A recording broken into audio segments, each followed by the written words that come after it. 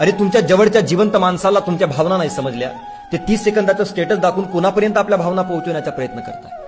लक्षात ठेवा, तुमचे स्टेटस पाहणारे सर्वच तुमचे शुभचिंतक नसतात. काहींना तुमचे शुभ होताना दिसलं, चांगलं होताना दिसलं की ते चिंतेमध्ये पडणारे सुद्धा आहेत.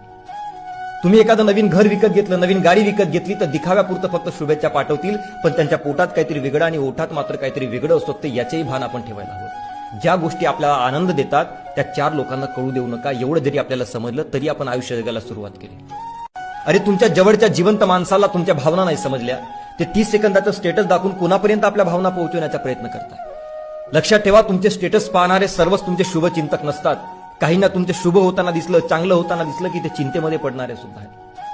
तुम्ही एखादं नवीन घर विकत घेतलं, नवीन गाडी विकत घेतली तर दिखाव्यापुरतं फक्त शुभेच्छा पाठवतील, पण त्यांच्या पोटात काहीतरी वेगळं आणि ओठात मात्र काहीतरी वेगळं असतं. ते याचेही भान आपण ठेवायला हवं. ज्या गोष्टी आपल्याला आनंद देतात त्या 4 लोकांना कळू देऊ नका. एवढं जरी आपल्याला समजलं तरी आपण आयुष्य जगायला सुरुवात केली.